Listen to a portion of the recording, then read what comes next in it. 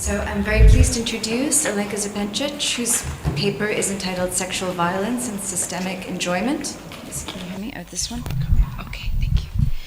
And Alenka Zepencic is a Slovene philosopher and psychoanalytic social theorist. She works as senior researcher at the Institute of Philosophy, Scientific Research Center of the Slovene Academy of Sciences. She is also professor at the European Graduate School in Switzerland and the Graduate School ZRC SAZU. She's the author of numerous articles and books on psychoanalysis and philosophy, including What is Sex?, The Odd One In on Comedy, The Shortest Shadow, Nietzsche's Philosophy of the Two, and Ethics of the Real, Kant and Lacan. Thank you very much. Okay, so hi everybody. Just first a kind of an interesting, funny slip of the tongue, or almost a joke that occurred when I was giving the title of my paper. I think I'm probably at the origin of this mistake. The title is not Sexual Violence and Systemic Enjoyment, but Asexual Violence and Systemic Enjoyment. Okay, it will be like, you will see why. I mean, this is kind of a longer text, and I shortened it for this occasion, I hope in a way that will still make sense. And actually, I'm taking as a starting point a proverb which is attributed to Oscar Wilde, although it's not clear when and if he really said it, but it's going around as his saying, his proverb. And it goes like this: everything is about sex except sex. Sex is about power. You've probably heard about it. I think we should absolutely not take this as a kind of a general wisdom. I take it, at least I decide to take it as a kind of very poignant description of the present historical and political, or rather apolitical moment. So what I will present actually has two parts. First part kind of tries to discuss two ways, probably two predominant ways in which this is understood today, this saying. So then I go on in a kind of a more general discussion, dismantling this and discussing this notion of systemic enjoyment, like fucking the system or being fucked by the system, or whatever Nadia introduced as a possible option here. Anyway, and this will then at some point, but still not excessively, get directly into, we'll tackle some political questions. Okay, so I will simply start by saying that this proverb, everything is about sex except sex, sex is about power, can of course be understood in several different ways. One understanding, like more traditional one, is that actually it would go something like this, that sex and sexuality are all about this kind of power games, for example, about women seducing men and making them do whatever they want, or vice versa. You know, so the point here would be that sexuality also as implied in desire, in enjoyment, in love, gives you certain power over the other person, and that this is what it is all about. So in other words, in this understanding, sex is used for and as power by means of using and turning something in the other against them, say their desire. And in this constellation, power, or this position of power, is not so much the starting point as it is a result, even we could say an honestly earned outcome, honestly earned in the sense that the game, which is basically the game of seduction, obeys certain rules, the fundamental one being that one can obtain this power only by inciting the other to hand it to us. One only uses against the other what one has succeeded in provoking in them. So it is by responding, let's say, to my seduction that the other hands me the weapon, hands me the power. So in classical literature, one of the most prominent examples of this exploration of sexuality and desire as power relation is, of course, Choderlos de Laclos' novel Dangerous Liaisons, you know, the famous epistolary novel, which has no objective narrative, but it's entirely composed of letters, mostly between, but not exclusively, between the two main characters, Vicomte de Valmont and Marquise de Merteuil. I don't know if you haven't read the novel, you've probably seen one of the movie versions. There are several. The most famous one, I guess, it's Stephen Frear's Dangerous Liaisons from 1988, with John Malkovich, Glenn Close, and Michelle Pfeiffer in the Reading Crows. Anyway, I won't go into the details of the story. It's just that the constellation is that Vicomte de Valmont and Marquise de Merteuil have this pact which consists of their seducing people, making them do all kinds of things and destroying them in the process, manipulating them precisely via desire, via love, via sexuality, and so on. So the presupposition is that people's lives can be ruined by their desire, and of course particularly women's lives, because also of the whole social setting. But not exclusively, there are also many men that are victims there. Okay, there is this kind of a more general proposition or idea that lies at the origin of this pact that Vicomte de Valmont and Marquise de Merteuil have, which constitutes an important theme of the 18th century, and Mladen mentioned it briefly yesterday, in connection to La Métrie and his famous work, L'Homme-Machine. So the presupposition being that even the most authentic feelings, such as love, can be mechanically produced, can be actually produced by sheer intention, by appropriate machinations, of course. So Valmont, this is the main, let's say, the main plot of the novel. Valmont decides to make Madame de Tourvel fall in love with him. So he forms a strategy and systematically carries it out step by step, leaving nothing to chance, also including all the chance encounters and so on. And eventually Madame de Tourvel does in fact fall in love with him. So there is this aspect or this emphasis on the mechanical part of this intimacy that develops between them. There is also another crucial moment which is more specific aspect of Valmont's seduction, and it is the kind of emphasis, even over-emphasis, on Madame de Tourvel's surrendering willingly. Not only willingly, but in kind of a full and sober awareness of the drastic consequences of her actions. So Valmont kind of makes his project actually doubly complicated. First, because of the state of mind of Madame de Tourvel when he meets her, because not only is she known for her genuine, rather than moralizing, virtue, but also for her being genuinely happy in her marriage. This is not the story of some kind of marriage of convenience and her being unfulfilled in her whatever desires. So she's genuinely happy in her marriage, and she is genuinely, and not just moralizingly, virtuous person. So, and this is why he puts his stakes so high. This is for him, this would be the real triumph to seduce her. And also he keeps repeating, her surrender must be a result of reflective and sober decision, not based on her giving in to his seductive efforts in a moment of confused passion. So rational decision must be made here. So he emphasizes this again and again, and this also constitutes the reason why, for which he twice refuses to take the advantage of opportunities to score a quick victory, as he puts it, that are offered to him. And each time with the explanation that this would be too easy, not worth of the true hunter that he is.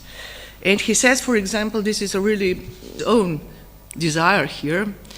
He says, my plan is to make her perfectly aware of the value and extent of each one of the sacrifices she makes me.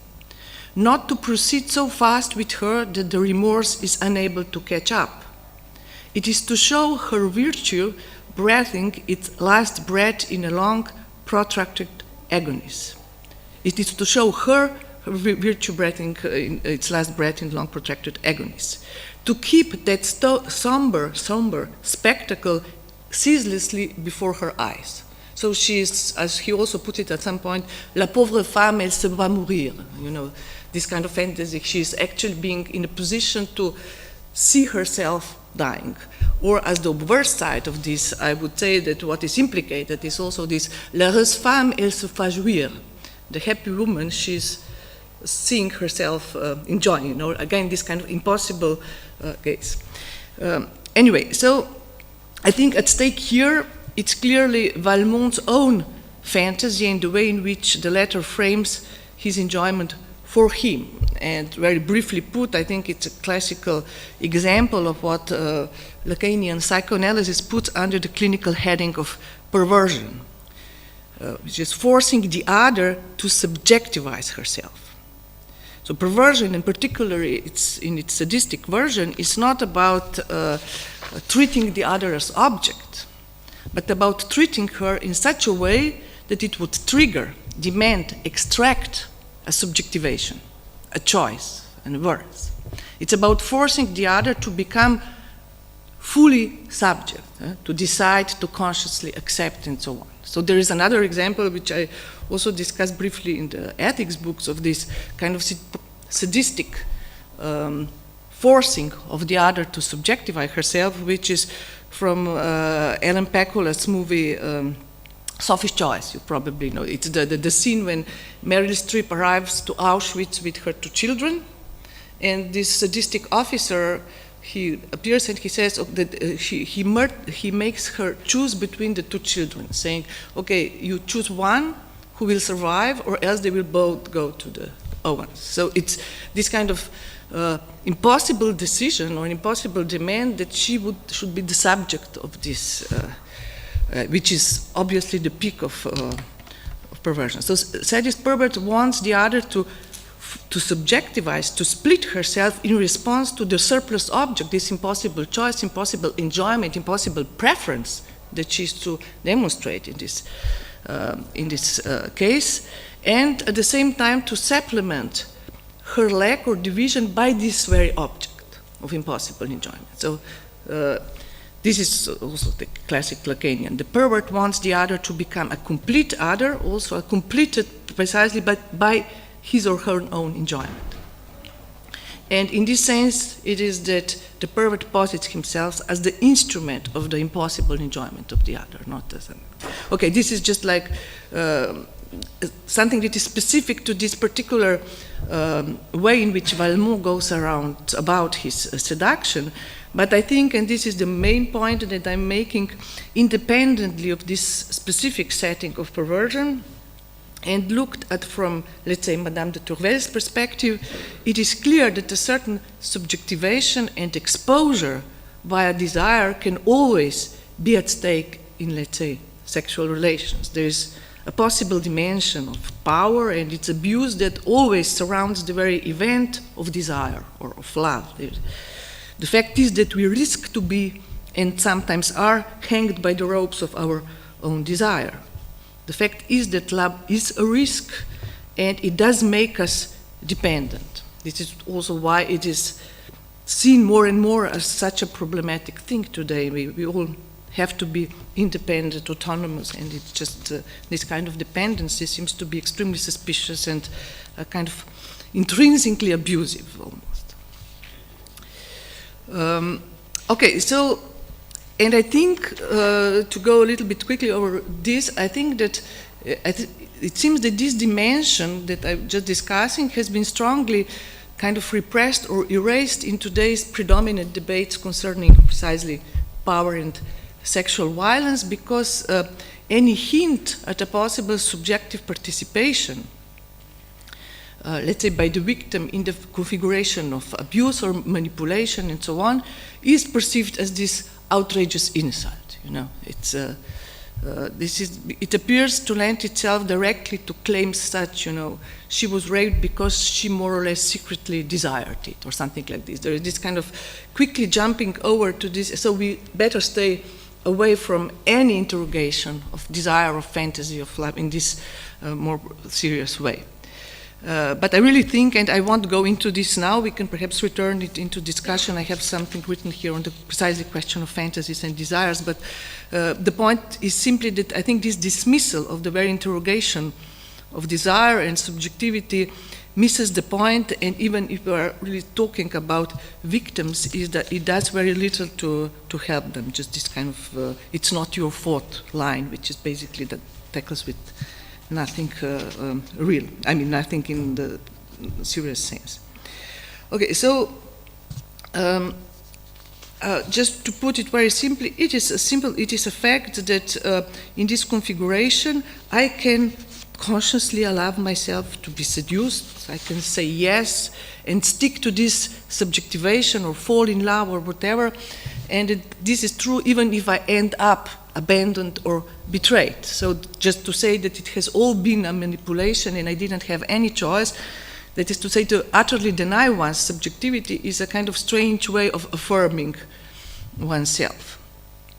So I think the fact that I participated in a given situation as a subject, that I have fallen in love or willingly accepted these things, that does not exculpate the other in respect to their intentionally manipulative and harmful actions if they occur, but holding the other responsible for their actions should not have as its condition that I fully give up on my subjectivity, on my desire. This is, I think, okay. This is kind of very, as you know, slippery ground in this contemporary context, and it becomes all the more intolerable because it is slippery.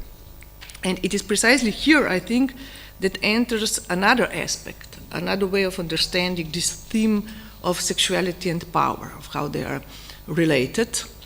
Another predominant, I would say, way of understanding the saying that sex is all about power. This other understanding presents us not so much with the power of sexuality, like power of desire, of seduction, as with the power that comes, as you know, this is the famous word, from being in the position to seduce, in the position to more or less subtly blackmail the other into, let's say, gratifying our sexual desires. So the key word here is precisely position. Power is all about positions of power. And sex enters the game more like on the secondary level. Now I think that this second configuration or conception, whatever, itself comprises two relatively different structures. One, which I briefly indicated at the beginning, emphasizes simply that there are certain positions, power positions, which facilitate seduction and eventually even automatically engender it. Whereas the other exposes kind of abuse of power in kind of forcing, blackmailing, directly blackmailing people to kind of cooperate. So the first one kind of brings us back to this moment of the dangerous liaisons, this question of the mechanical, inexorable causality by which even such subjective sentiment as love can be produced. So there are situations, configurations, positions which seem to engender almost automatically something like love. Obviously, this phenomenon is not foreign to psychoanalysis and its practical setting, with the transference, also called transference love, almost inevitably appearing during the treatment. And then, of course, then you have all the list of like professor, master, so it's a kind of a list of the positions which are kind of a priori thought of as being able to automatically somehow, or at least facilitate this kind of relationship. But I think, okay, I won't go into this. I'm more interested in this other, which is, I mean, I think just to say this, as Freud humorously describes this kind of possible alternative path of analysis, if analyst and the analyst fall in love, he has this kind of witty line that if the analyst decides to stop the analysis and marry the patient, this could also happen. But of course, we can say that this is not exactly the same as abuse. Okay, it happens. So but the other structure, which is more like a kind of epouvantail, more kind of perfidious, is this what we also hear a lot about, this kind of systemic blackmail. For instance, if you don't gratify me this or that sexual favor, you will miss promotion, you will have all kinds of trouble. So there is this kind of implicit or explicit threat that links here sexuality to power. So in this case, in this kind of configuration, in this sex is all about power, refers to something else than power games involved in seduction. You are in the position of power and you use this position to solicit whatever sexual favors or to impose your sexuality on others. And in this conceptual configuration, power exists, and this is interesting move, power exists outside of sexuality, and it's used to get sex. This is how this is conceived. In other words, in the first configuration, it is sex, it is desire that is used for power. It gives you power over the other person, whereas in the second understanding or configuration, it is power that is used for sex. And I think a large majority of the public discussions about sex and violence, particularly in what we call the West, that we see today, belong to this second category. One could even say that the interrogation of the first, of the dialectics of desire and love, has all but completely ceded its place to the interrogation of power positions and power relations and sexuality as their hostage. This is the situation. And what I would like to suggest is that there exists a very tricky side to this move, in which one first entirely separates sex and power, and then reunites them in this new sex-power compound, which is defined by abuse.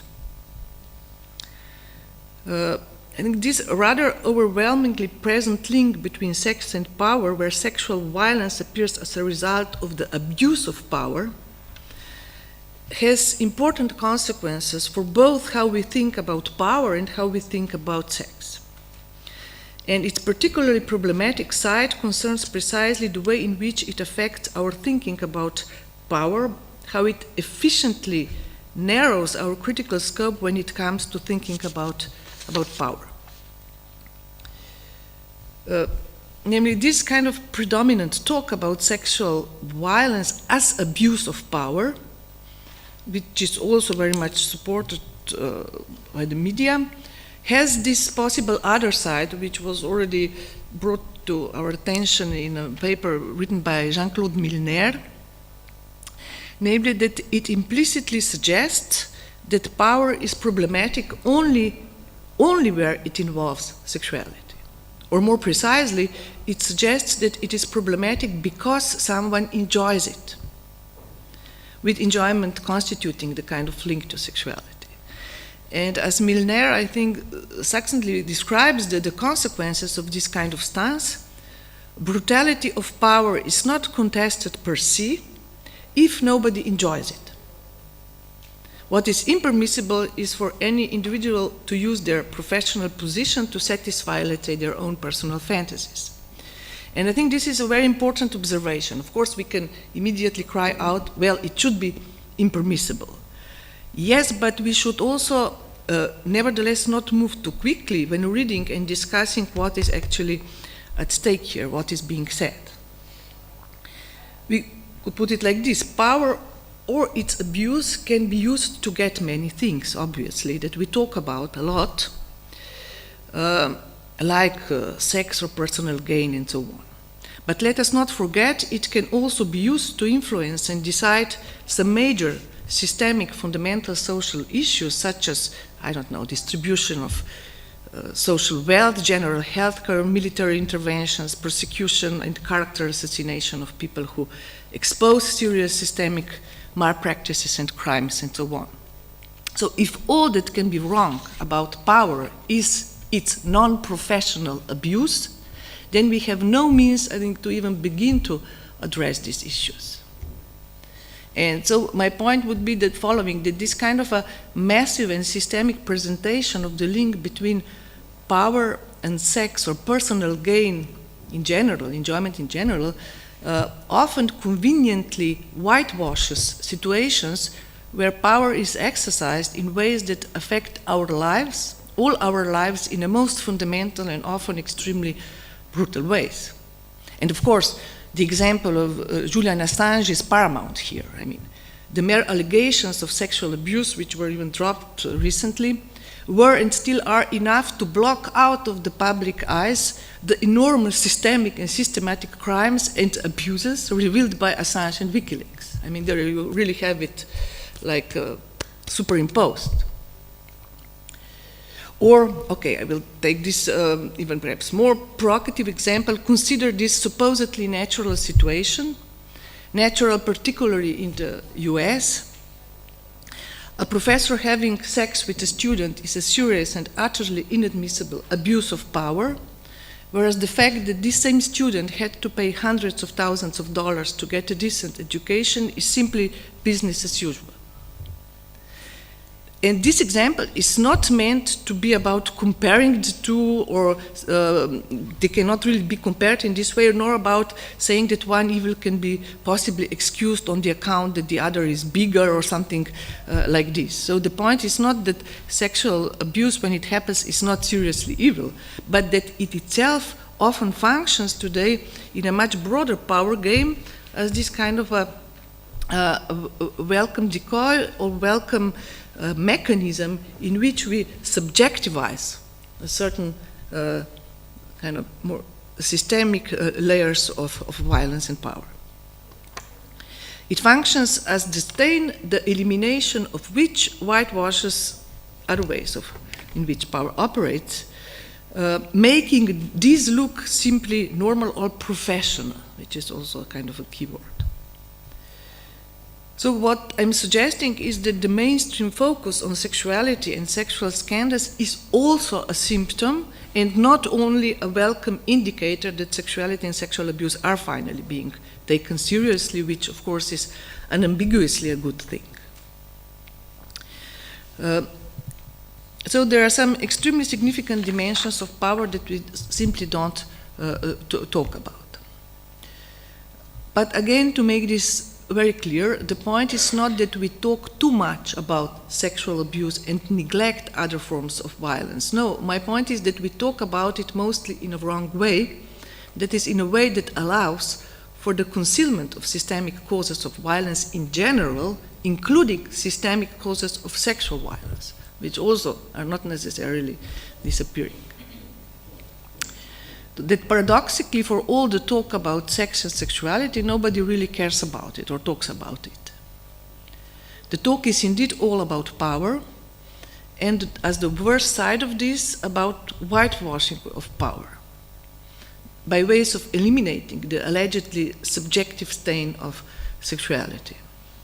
So in this situation, I would say the issue of sex is not overemphasized, it is rather overexploited, yet not really taken seriously in itself. So obviously this whole debate, as I briefly mentioned, also involves this old and important distinction between subjective and objective or systemic violence. I guess you all kind of know what this distinction implies. I want to go into it more specifically.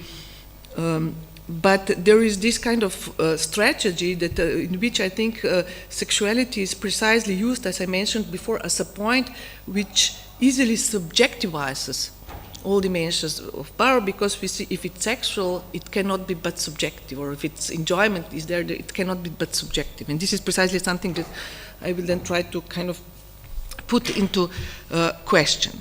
So usually what happens today when there is a serious and growing dissatisfaction and revolt on the side of the people, let's say, is particularly a revolt that threatens the stability of given power relations and cannot be simply ignored or dismissed. Very often the issue is recognized, oh, this is a real issue, but its causes very quickly attributed precisely to subjectively corrupt usurpation of the systemic causes of power, to its abuse. Somebody abused their power, which makes the problem appear precisely as a result of a purely kind of subjective violence. And what follows from there is this very perfidious axiom: power cannot be wrong, it can only be abused. Or perhaps even more, can never be wrong, it can only be abused. So you can do all kinds of violent things to people if you do it professionally. That is, without this kind of a visible professional personal satisfaction in it. And of course, it's also obvious that the very notion of professionalism has undergone a certain change, as, let's say, in respect to some older uses of it.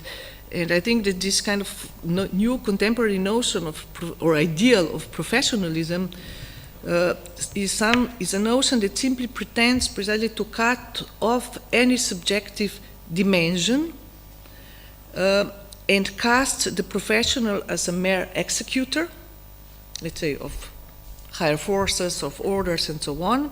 And the subjective dimension is reduced entirely to just a possible source of troubles. If the execution of these orders turned out to be kind of devastating, had devastating results, it has to be because a subjective factor got in the way of the pure execution. So we eliminate the subjective factor, and we'll be back again to this perfect harmonic, whatever, supposedly, system. But of course, the problem is, there are many problems, but one of them is that this professionalization of power via, let's say, elimination of enjoyment doesn't really work. As also psychoanalysis keeps pointing out, you don't get rid of enjoyment so easily.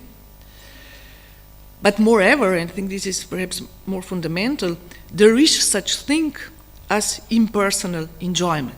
I think this is one of the key lessons also of psychoanalysis. And perversion is the key figure of it precisely. Because contrary to how it is often depicted in movies, the true image of perversion is not that of an, I don't know, old horny man observing a young girl with saliva dropping from his mouth. On the contrary, its true image is that of a cold and composed professional making others ashamed of themselves and of their enjoyment. This is the perverse. So it's the others who enjoy. It's not, obviously there is this dialectics, but there is this kind of impersonal enjoyment that I think the figure of perversion has to alert us to.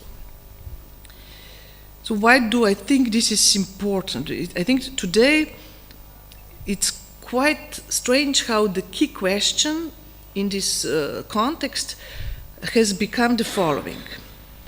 Is it even possible to conceive of power without some enjoyment sticking to it?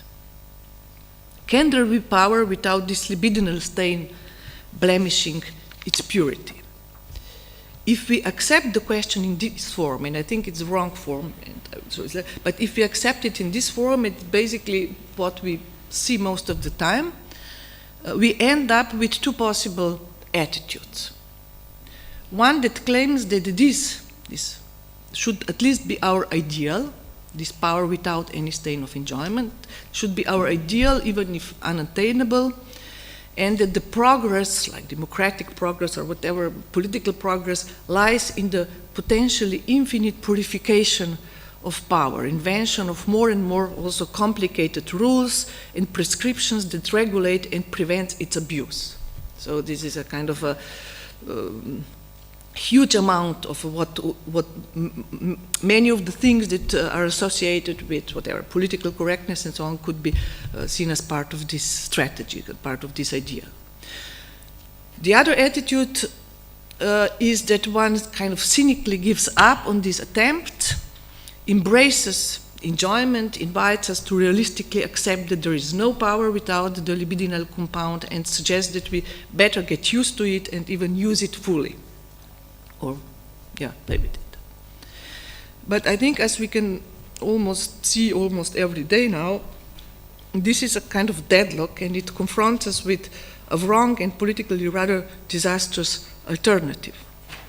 For this is precisely how our political space is structured today between, let's say, left progressive liberals and the rise of the alt-right, which, as you know, probably as Angela Nagel has very well pointed out, is now completely on the side of transgression, of rebellion, or of saying things that others do not dare to say. This kind of enjoyment and breaking of taboos was completely kind of hijacked precisely on the side of the right, whereas the left is mostly occupied by trying to prevent this kind of abuse and excesses of enjoyment. So on the one hand, we have people who want power without enjoyment, and on the other, people who openly and boastingly enjoy it, who make it a matter of enjoyment. And the problem is that both sides are part of the same fundamental logic, I would say, which is why they often need and encourage each other or keep responding to each other rather than to any social real. It's a kind of a game that takes place in... Okay, to at least conceptually break out of this alternative between, let's say, asubjective power without enjoyment and subjectively affirmed enjoyment as power, I think we have to first recognize that and why this is a kind of false alternative. And that the true question is simply not this one. Is it possible to have power without the subjective libidinal compound or not? So the conceptual shift to accomplish here, I think, would be to conceive the very libidinal compound of power, which we usually associate with this kind of subjective gain, as something that is never simply or immediately subjective, but is rather generated out of the structure itself and is symptomatic of the contradictions of this structure. Well, I won't go into this in any deep detail. I try to develop this more extensively in the book, What is Sex, namely the fact that there is enjoyment always points to a kind of leak or contradiction, inconsistency of the structure, not simply to some kind of subjective dimension that is brought in or added to the structure. If structure were a fully consistent entity, it wouldn't produce in its functioning these layers and shoots or surplus enjoyment. The latter always occur at places of structural difficulty, interruption, discontinuity, lapse, passages from one level to another, from inside to outside, and so on. And we usually respond to these contradictions and shoots of enjoyment that we experience directly or indirectly by subjectivizing them in different ways. So the point is simply this subject or subjectivity is not the cause of this enjoyment. It is not what brings this enjoyment in. It is a response to it. We subjectivize in response to these excesses, to these surpluses, to these lapses. So the strong claim would be that no enjoyment is simply personal, subjective in its outset. It is not subjective, but subjectivizing, inducing subjectivation, which is a different thing. It can be subjectivized in different ways, and the figure of this kind of boasting, self-affirming, often authoritarian enjoyer doubtlessly gets a lot of trust from the growing discontent that people experience in the face of the also growing amount of systemic enjoyment and its pressure, which is being methodically disclaimed by the purely professional executors of politics. Okay, so what is this term that I already mentioned a few times, systemic enjoyment? Of course, I'm not the only one using it. Samo uses it in his book as well. I will just try to briefly make a point about what I see in it. What is systemic enjoyment? I think this could be a term that one could use to address more specifically what Freud has called das Unbehagen in der Kultur, this content that grows out of different layers of our social edifice and its contradictions. obviously Freud's term points to an affect, discontent, discomfort, malaise, but to what exactly does this affect respond? Yes, to the growing complexity of cultural, civilizational configurations and demands, yet which cannot be reduced to simply symbolic regulations, prohibitions, restrictions, but also imply and generate new forms, even injunctions of enjoyment. So for Freud, this basically meant that in dealing with and regulating the drives, culture, civilization itself takes on a kind of a drive life and drive logic, so that the two can no longer be simply opposed, like a symbolic structure and the drive and so on, but work in a singular and sometimes devastating complicity. In the sense, of course, the more we repress, the more we give up, the more violent this demand becomes. And obviously, the logical form implied in this configuration of complicity between repression and drives can easily extend to political economy, or even, perhaps more accurately, it can be argued that it comes from political economy, from the way in which the economy, social economy is structured. And that psychic economy is kind of its extimate prolongation. And I will now risk to develop this point a little bit more extensively. So, as you know, Lacan famously claimed that Marx invented the symptom. That is to say, the very logic and structure of what is called symptom. And Lacan has coined the term surplus enjoyment upon the Marxian concept of surplus value. This is much more than just an analogy. I think the Marxian concept of surplus value has provided Lacan with a way to think precisely of enjoyment as systemic. That is, as being generated out of a certain glitch in the system, or let's say in a certain social order. And I would suggest that Lacan's theory of the four discourses is a response precisely to this idea, a further and systemic elaboration of the fact that enjoyment is not simply a subjective category. For this theory of the four discourses precisely allows Lacan to redefine what is implied for him in the term discourse as well. You know, discourse is not simply synonymous with language, with speech, as it usually is in this dictionary use, or with the symbolic order in general. It now gets to be defined as a social bond, le lien social, which is kind of a very different emphasis to be put. And while Lacan held that all symbolic structures and discourses involve a contradiction, a lapse at the point of which systemic enjoyment emerges, some kind of a surplus that it has to tackle with, he also suggested that they do not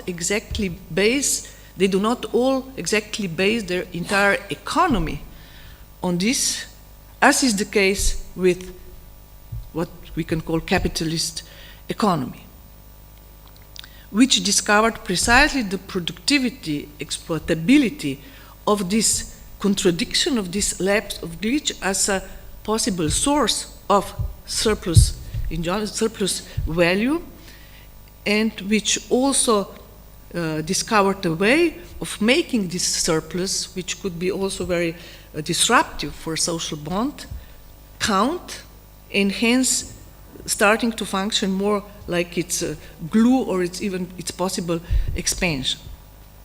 In other words, whereas this kind of a glitch in the systemic enjoyment and the systemic enjoyment emerging at its point can function as an obstructive element of a social bond and calls for, let's say, repression or some other forms of being discarded, capitalist economy discovered this as a possible source of profit.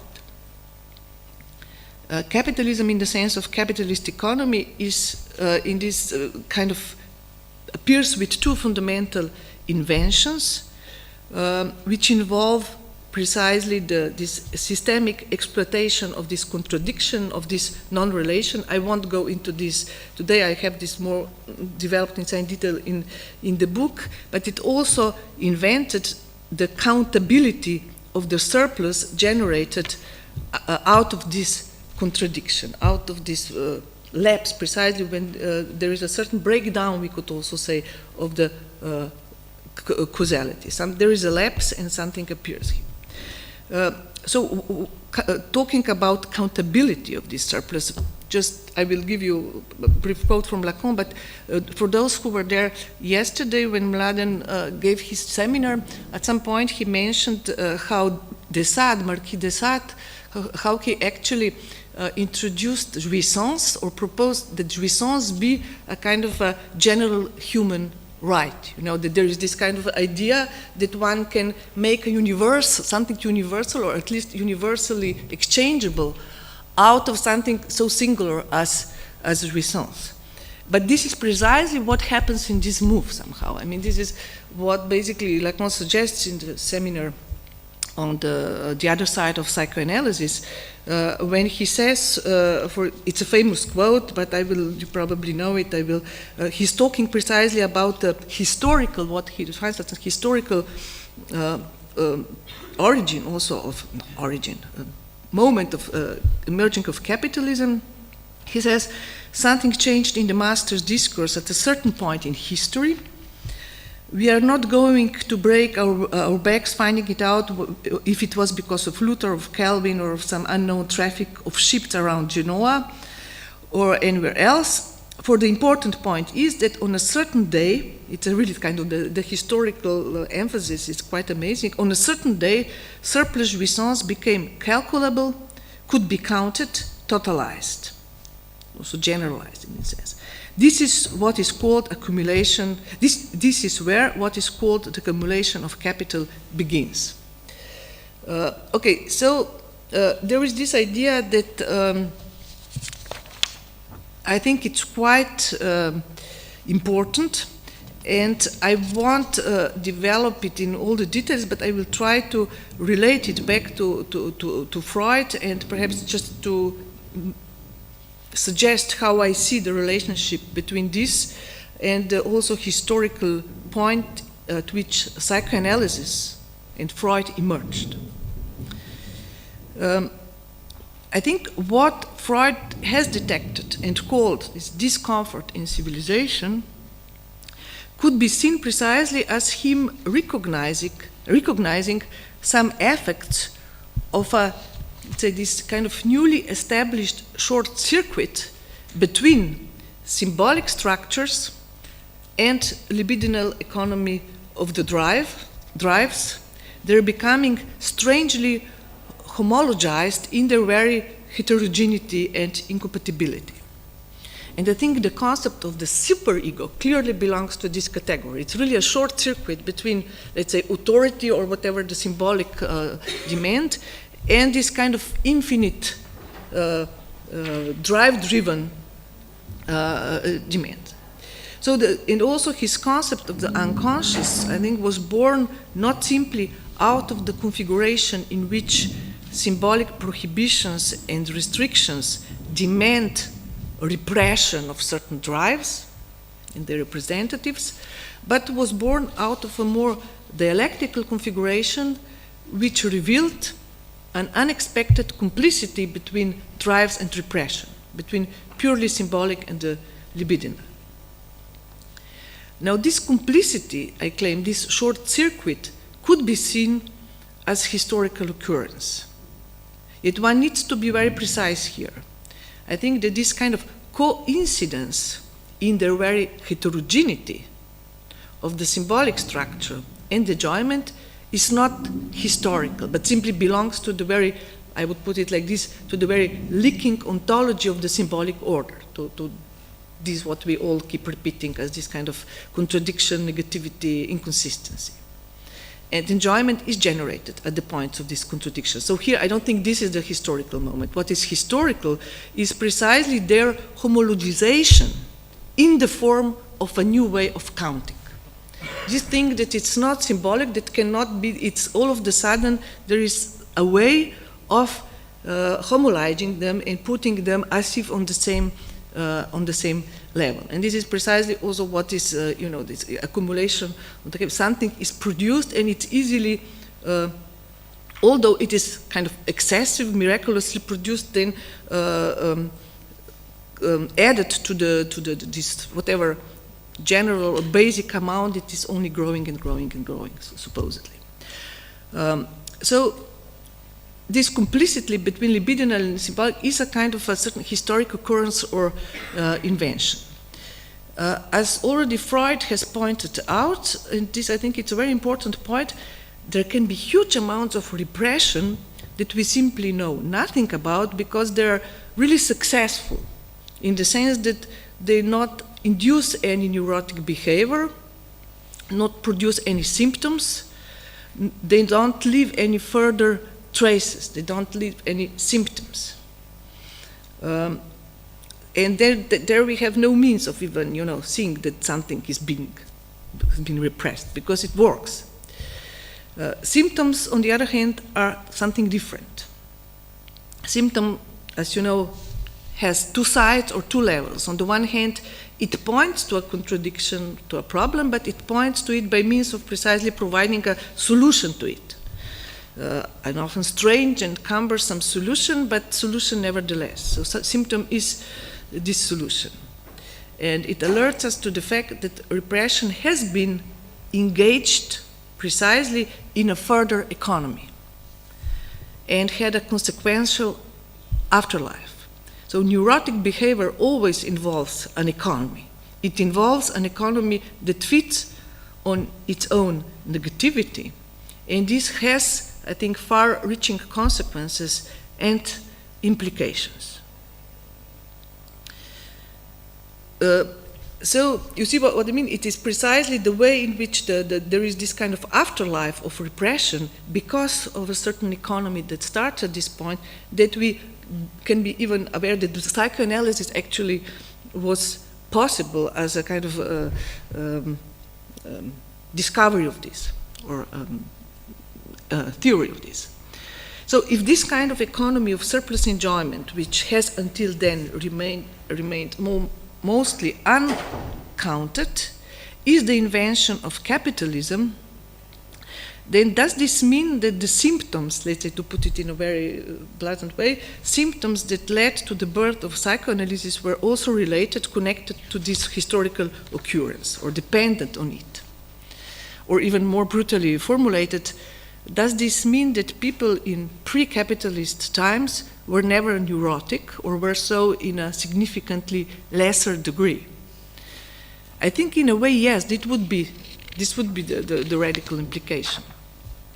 Which does not mean, of course, that they were happier or something like this, and even less that no repression had been at work there. On the contrary, it rather means that its repressive use has by far exceeded its economic use, to put it in these terms, its exploitation as possible source of profit or gain on the individual or social scale. And here, obviously, we come back to Foucault, that a considerable amount of his work precisely revolves around describing and thinking this shift, which could be formulated as shift from repression to the economy of repression, like from brutal punishment and torture to imprisonment, surveillance, and so on. And economy of repression does not only mean cashing in on repression, but it also involves what Freud has described precisely as this kind of a vicious spiral of repression and its gain or profit. The spiral in which they mutually reinforce, amplify each other. The more you give, the more you are still to give. The more you are in debt, your debt grows by way if you're paying it back, so to say. So there is this kind of logic, this kind of economy that Freud clearly perceived. But I think, and this is perhaps the crucial point, even from the purely economic point of view, this complicity between drives and symbolic, or between this economic and symbolic part, is not a fairy tale, as Foucault kind of tends to suggest, in the sense that for Foucault, to put it very simply, this economy is so vicious because it is utterly unassailable. It turns everything to its profit. It capitalizes on its own contradictions rather than being in any way threatened or endangered by them. This is the basic, everything is already part of power and so on. You know the story.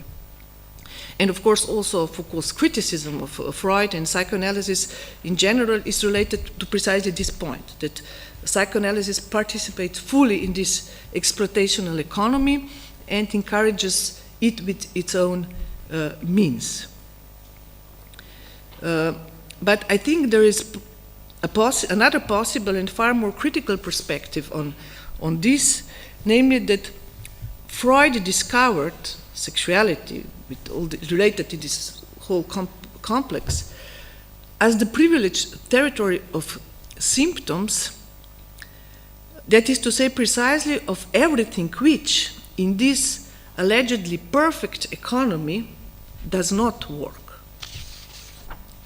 More precisely, he discovered it as a symptom of everything which, in this perfect economy, produces an additional, further, we could say, second-degree surplus, which cannot be simply put back to profitable use, but also constitutes a disruption, a breakdown, a serious crisis.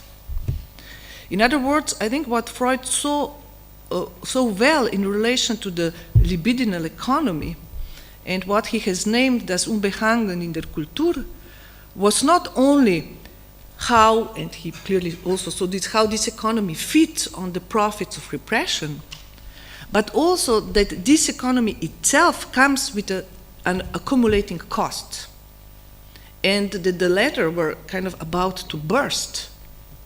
And they did burst eventually, although in a rather unexpected, like a global political way, in the form no less than of a world war. I mean, this essay was clearly written at that time. And I think the Second World War was a catastrophe that, among other things, had the effect of kind of stabilizing this economy for a while. And there are many, like at least, for instance, I think Piketty has this line in this, the second book about the ideology, that how we often forget about the event that was the Second World War and what it, we cannot simply account of liberalism and neoliberalism in this kind of purely linear way without taking into account this thing that happened and that kind of was to a large extent responsible for the brief introduction of the social welfare state and so on. I mean, I won't go into this, but there is this thing that I think we should also, this Unbehagen in der Kultur is not simply, there was a certain climax of this, there was a certain peak which Freud, I think, anticipated and which exploded in a very, very terrible way with the Second World War. So my point would be this: everything can be put to use or made to count. Yes, the problem is, or a possible crisis of capitalist order, does not come from the fact that some things cannot be put to use or resist disuse. I think the threatening critical point is not so much resistance, but the fact that another kind of useless surplus gets produced, gets constituted, while everything is being put to use. And it's being produced as the other side precisely of this expanding inclusion. Everything can be counted, everything can be included, but there's a huge amount of exclusion that is precisely predicated on this. So the more inclusive capitalist economy becomes, the more exclusion is generated. This is quite obvious. And this is paradoxical only if we don't recognize the difference between the two levels on which this operates. The absolute uselessness is not something that resists being put to use, it is what remains or is generated out of all things being put to use. And this accumulating, unbound, useless surplus, which I refer here to as systemic enjoyment, is not what offers a resistance to capitalist economy, but rather it is something that threatens to make it explode.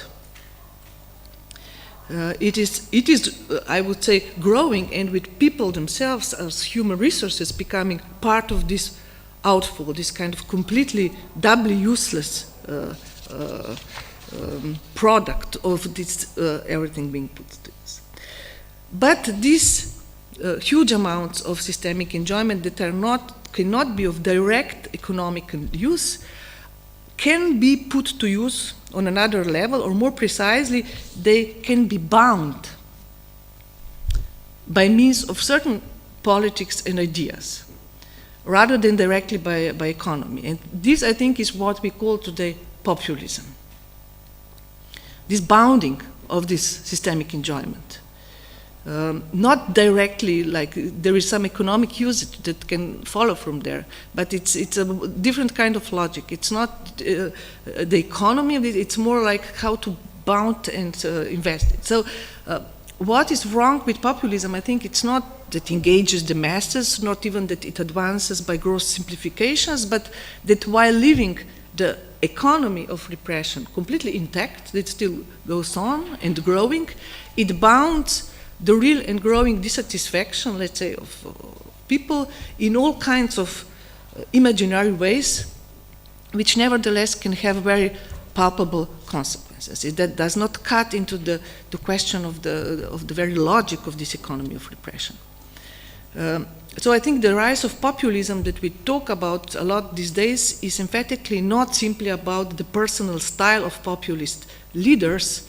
Their bet on enjoyment as political factor may be a good match for their personal affinities, but the libidinal compound that they so amply use is not generated there by their personalities. It is generated by the very contradictions and impulses of the social space in which these leaders manage to prevail and to thrill. So please allow me just 2 more minutes. I would like to conclude with to link this back to the beginning of my paper, with a very brief remark which is very related to this and which concerns precisely this terminological shift that has taken place in the last decades, also in particularly in academic debates, the shift from the possibly controversial notion of politics to the also academically more glamorous notion of power. This terminological shift is quite significant because I think the 2 notions allow for 2 very different sets of distinctions, implying very different levels of reflection, of critique and action. You know. We could say politics can be judged good or bad, right or wrong, and it can be judged bad or wrong even if there is no direct personal gain or abuse involved. A morally good person can lead a very bad politics, and vice versa. So politics kind of allows for, I would say, more like this kind of discussion, controversy, rebellion in the sense of militancy, organization, counter-organization. Power, as the term is mostly used today, I'm obviously talking about the very usage of this term today, is something else. As I suggested earlier, power can never be wrong, it can only be abused. Of course, we can say that it is always bad or wrong, but then we haven't said much. The moment we introduce some distinctions, some criticisms, we usually end up somewhere along this, the 2 divides: professionalism, abuse, corruption, or else benevolence, wickedness. And these are all kind of subjective, not social categories. Of course, people can organize and protest against wicked leaders publicly, but the structuring of this protest is different if it is all just about the corrupt apple being cut out and thrown away in this kind of a process of elimination. That if we cut it out, everything will be fine again. So I will just conclude by this brief that how this is obvious in the situation surrounding Donald Trump today, that still very few people question this kind of fundamental political and economic landscape and contradictions and their endless prolongation in the form of a status quo that have produced this incredible amount of, let's say, systemic surplus enjoyment which people felt so strongly about as to elect someone like Trump in the first place. So of course he is despicable. But what I think it's very almost funny is how many of his critics all too eagerly succumb to one of his favorite slogans. You know, they seem to believe that if Trump is eliminated as president, America will become great again. Well, I don't think this will happen. Thank you. I'm sorry I went on for so long.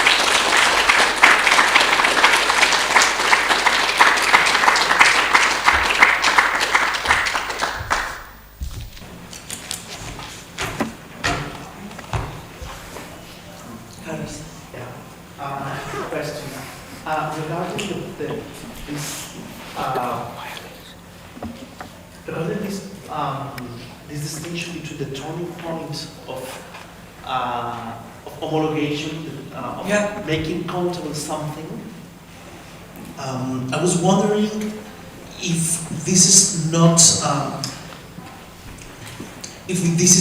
a Heideggerian approach. Let's remember that Badiou's fundamental gesture is to disconnect technique and science in order of not being Heideggerian, and it is precisely by non-countable infinites. So, what's your point of view regarding the technoscience? Are they the same things or not? Is technoscience an ontological interwin, or is it possible to separate technique and science? This is one question. And the second one is also this turning point of the useless excess out of transforming everything useful. It's not exactly the same position of accelerationism? This is my question. Okay, thank you for the questions.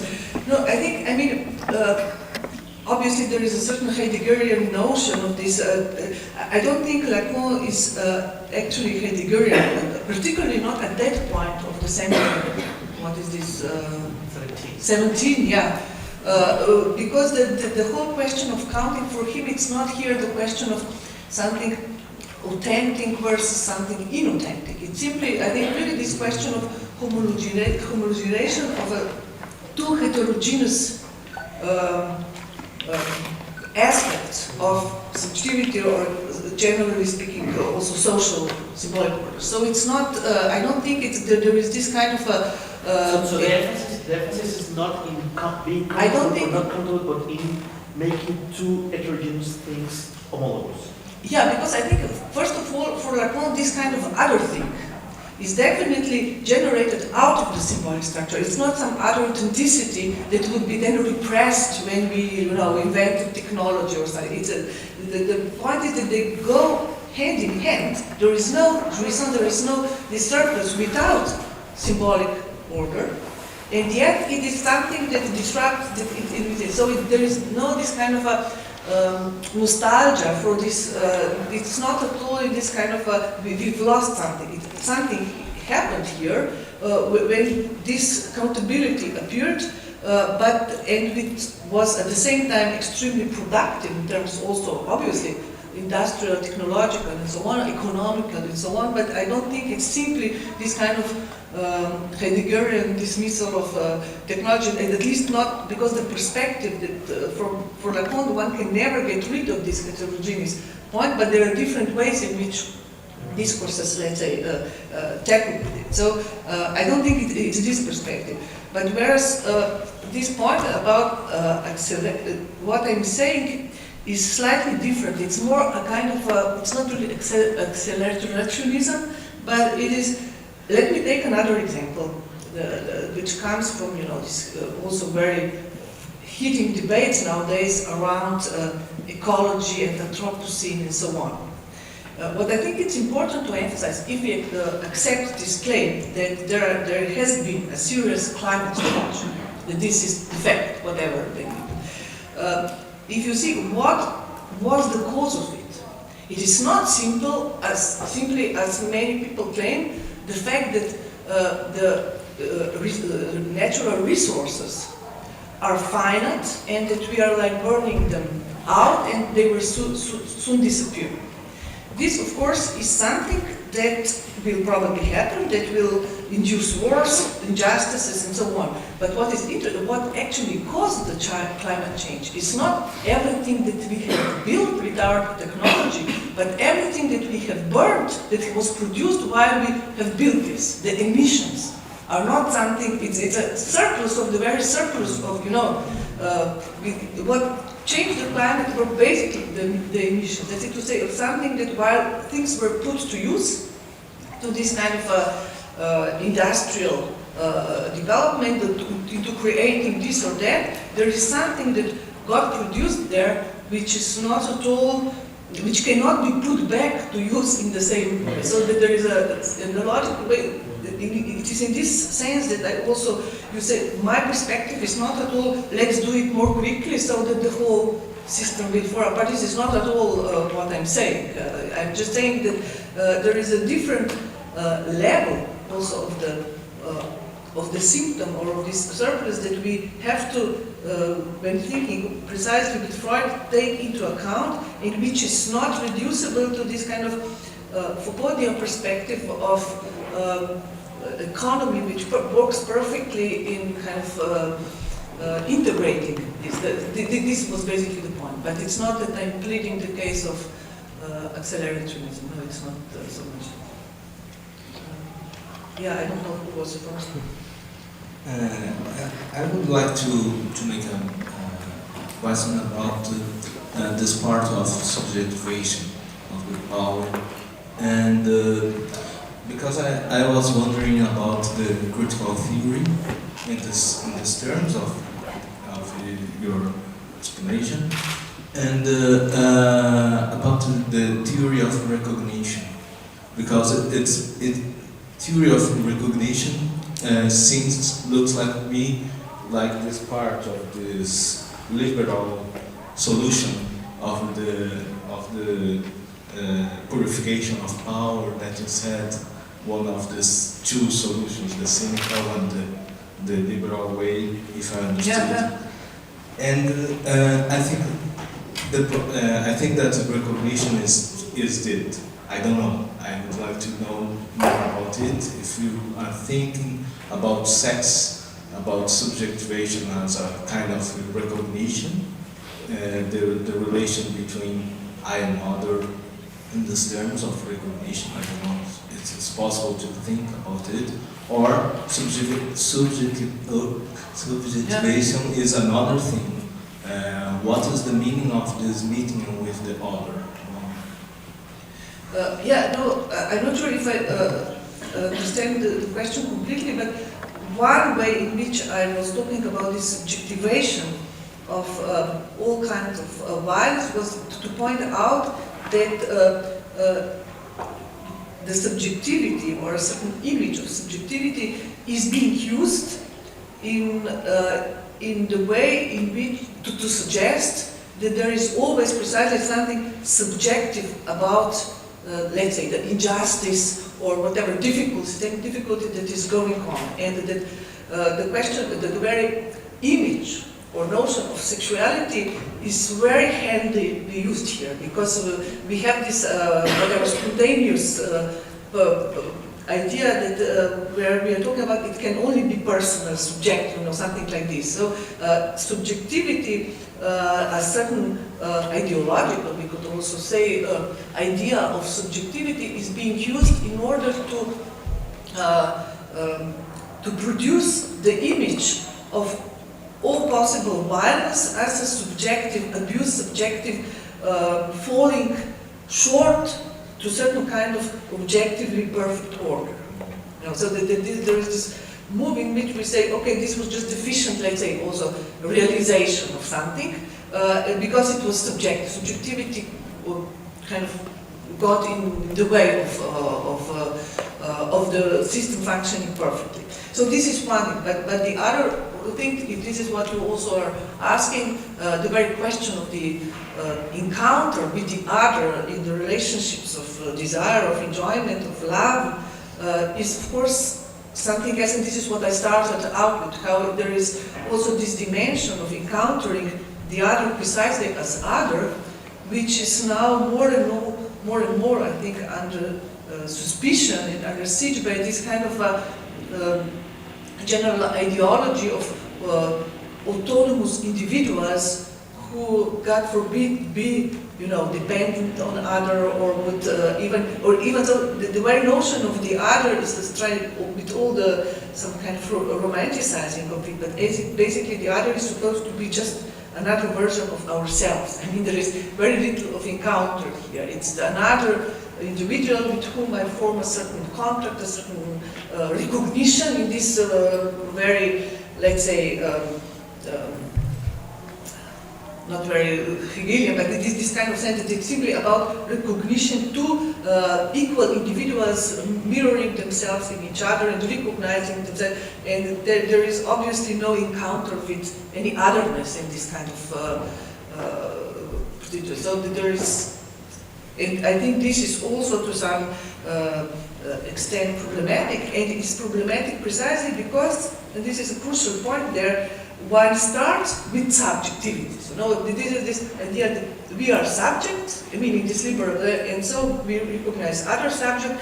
No, the whole idea, and I think Badiou is quite right here, subjectivity emerges out of, let's say, love encounter or some other. It's not that we go around the subject and then we decide what relationship we will. So it's something new that emerges out of a certain event of desire, of politics, or whatever. So, and I think this is an important emphasis. It's not, although it's a bit more complicated, and you have a kind of I mean, you add something further, but it's not this identification of subject by simply some kind of ego or individual is already problematic to begin with, and the whole idea of recognition is then reduced to precisely this kind of being horrified by any real otherness and just looking for something that, yeah. I think, sorry, that the gentleman over there was...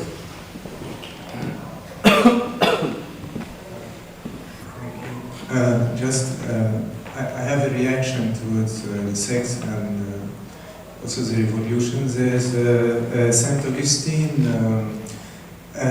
He says that when Adam betrayed God, his body insurrected against him, and this is why he had an erection. So it seems that the insurrection or the revolt comes after the betrayal of God, and it's on the side of the law.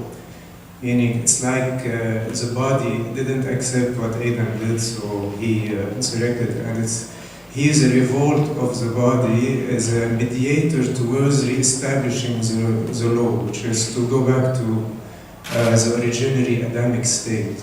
Now, so here you see, sex seems to be a consequence of betraying the law. Now, Sad, on the other hand, it's another story where he puts the sexual aggressive drive at the origin itself. And he thinks that by letting the sexual play be as aggressive as possible, this would lead to a state of pacification.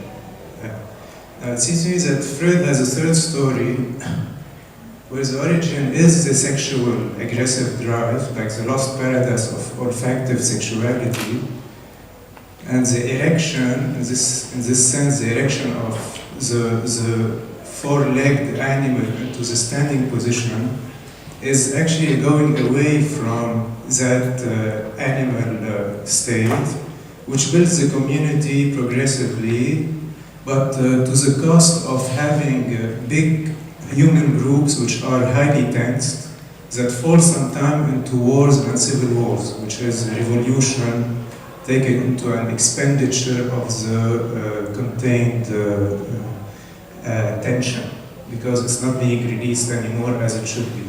So I don't know if you would diagrammatize it this way.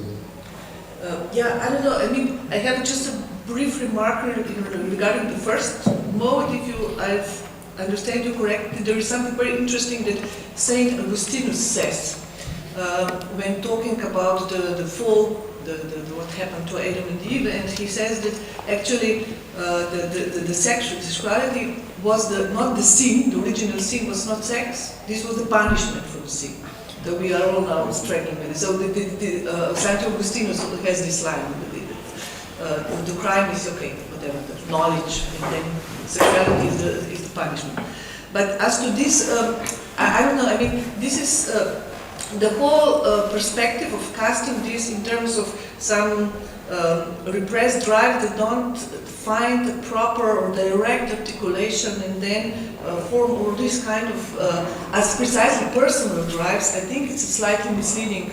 I would say not the best way to conceive, I think, what also Freud has written about the mass psychology and so on. So mass psychology works through this kind of identification with the unary trait, as he puts it, with the master. It's not, I mean, it's not simply some deeply repressed primary drives that cannot find any other outlet. These drives, this was my point with this systemic enjoyment, these drives that we sometimes retroactively perceive as kind of original, impossible to satisfy drive, are actually being produced as we speak within the given social configuration. So I think, at least for me, this is a more interesting way of understanding what Freud is saying and how these political implications of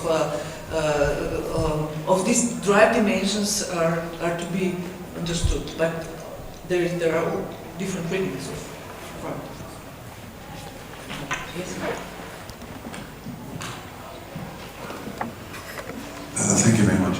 I just wanted to make a very small comment, maybe at the risk of sounding a bit trite, but if I want to go back to your comment on World War II and the notion of uselessness and excess. And I want to think here about a very basic concept I think is very overlooked by many, let's say, leftists.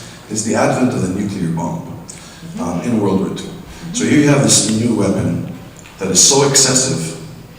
I mean, it's so excessive it's beyond usefulness and uselessness. It's like it sets new conditions of reality, and and I'm saying this because I think many leftists won't factor this into how capital flows, how empires work, how that new weapon is so like almost like a surplus death, so excessive that we don't even know how to use it, and at the same time it sets the entire a new paradigm, a whole new social reality emerges out of this extremely, I don't even know what to say if it's useless or useful, but it's so excessive as a weapon. So I think it's a kind of a counterpoint, maybe. I'm not sure if it is a counterpoint, but you seem to feel that uselessness and excess come together. Whereas with a nuclear bomb, you have this kind of excess, if I may say. It's not useless at all, and nor is it useful. It's beyond both concepts. It's a whole new social kind of condition. And I would like to just maybe ruminate on that. No, I think this is, thank you for this question. I think this is precisely why, because of this excessive character, the bomb did function more on the symbolic level that indeed it did on this kind of, let's say, ground level of some excess. Because I think I've written even an article on this, starting from Maurice Blanchot, who has written an article on the question of the bomb. And I really like the title of Blanchot's article, which is "The Apocalypse is Disappointing." I really like this article. And he takes up, it's a conversation with Karl Jaspers, because one of the ways in which the question of the bomb was discussed was what is worse, nuclear bomb, so should we keep it so as to be safe from the other possible disaster, which would be totalitarianism, whatever, Russia winning the Cold War, or should we just renounce to this weapon and let ourselves be perhaps taken over by this other whatever. So Blanchot responds to this, which was the way the debate was structured, and that he has this really, really interesting way of dismantling this opposition, this kind of blackmail, which it basically was in Jaspers. And his idea, he starts out from Hegel, it's a very interesting one, it's that with the bomb, and this is why I say that it's more related to a change of a symbolic frame than to any kind of direct empirical excessivity, is that for the first time we say we can lose it, or everything, all totality can disappear. And he says this is very interesting because this is the first time that we actually can speak or talk of the world as a whole, but only in this negative way, as something, only because it can all be lost. We construct the totality, the universality, whatever, on the basis of its possible loss.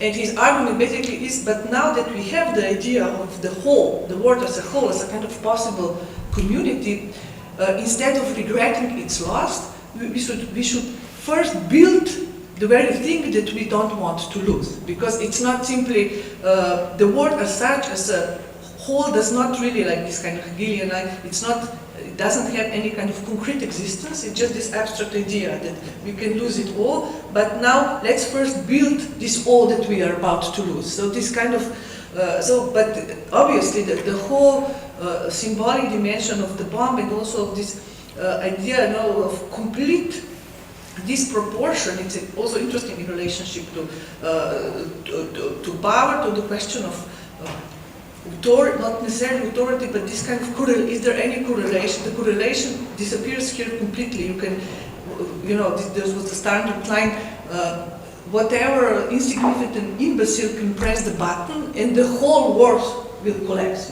This kind of this kind of caricature of what Lacan calls the master gesture, this insignificant small thing that anybody could pull up, but the consequences of it are just, and so this kind of emergence of a certain totality through the perspective of its being possibly lost, and what can this invite us or prevent us from doing it. It's an interesting debate. Yeah, so like when you said that Foucault believes power cannot be, defeated in a way. Everything. Yeah. I mean, here's a case where it can't be, right? Like, here's a case where it can power is so excessive it just ends power itself, right? It ends the whole system, it ends everything. Yeah. Which is interesting. Just a kind of thought. Thank you. Of course, you have this also kind of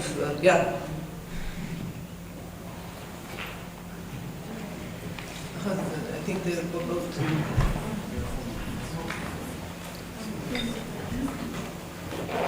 So, this is first a quick follow-up on that, because it reminded me, I think it's in Seminar 7 where Lacan is talking about the atomic bomb, and he kind of laments the fact that, it's going to be a bureaucrat that can set it off. And then there won't even be any kind of enjoyment to it. But it won't be occurred. But then what's interesting is, in some ways, your picture of this great image of the pervert is really being, I think you put it, the true image is that of the cold and composed professional who makes others ashamed of their own enjoyment. So that then there is this way that since this articulation of the sort of lack of enjoyment and just pushing the button and setting the whole thing off. There's been this almost expansion where we can now see that too is the place of enjoyment. So I thought that was an interesting kind of return and revision of this claim that Lacan makes. So first that, and then the question I wanted to ask was about this articulation of how it is that power cannot be wrong, it can only be abused. And I guess I wanted to connect it back to some of the things that both Nadia and Surti said in the introduction about kind of the problem of revolution, or the question of revolt, being one of kind of always returning to the same place. Revolution is always about really this sort of return, this Brentian idea. I'm just wondering if you can say a little bit more about some of the ways that we keep getting in these sort of moments of seeming sort of change or shift where power is called out for abuse. Like, what does this tell us about the structure of revolutions? Is this a different sort of formulation or spin on this idea of returning to the same place? Or is this itself another kind of repetition of this line? I guess that's the... Yeah, I mean, it's also difficult just to talk about revolutions in generally. I mean, but in any case, I think that usually when you have a kind of revolution, you do get both dimensions. There's obviously, and for a reason, a certain demand that certain pathological individuals be removed. I'm not saying that this in itself, I mean, that it is simply true that there are correct politicians who need to be, I mean, I'm not saying that this doesn't have any real justification. I'm just saying that, but obviously this is not when the revolution can stop. This is not when the other question is precisely the most vexing question that I think we are all tackling with, which is the question of what Slavoj called the day after and the organization, or so what is the way in which not simply this getting rid of certain kinds of abusers, let's say, of power, it's not enough. So it's a very difficult. I mean, this is the question of repetition is, and this is also clear already in Marx. It's kind of intrinsic dynamics or a moment of revolution. I mean, it's even in the word itself. Yeah, and what is the point that within the repetition that makes a difference? I think that's the whole question, but I don't think I have but there is definitely, I'm not saying that revolutions, I think they really need to repeat things. I'm not saying that if we get rid of repetition, then we will invent something completely new. I think the novelty can only come from a certain way in which things are repeated precisely, because there is also a surprise in repetition. It's not that repetition is simply recognition of something, that there are surprises that come with repetition. So it's,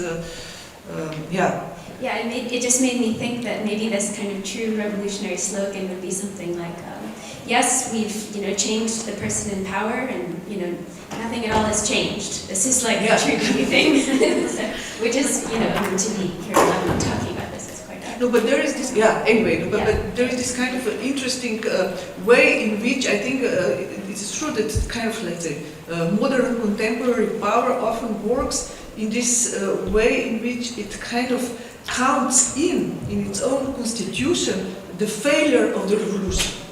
And I think I can't go into any detail in that, but I'm writing on this book in relationship to Jean Genet and his piece Balcony, which I think it's very interesting in the extremely, not only modern, postmodern, it's really interesting in how actually the power, as there is this kind of beginning of thinking about power presenting itself as a restituted power. Like it's after the failure of the revolution, it's already part of the the power is restituted power. So there are interesting things that can be also said in this, and it's another kind of repetition, which is a kind of this reactionary repetition, which is also interesting. Yeah. We're out of time, actually. We are out of time. So we can. Maybe, yes. Is this okay? Yeah, of course. All right. 15 minutes. Yes, the program. Yeah, 15 minutes. Yes. And then Samo and... Oh.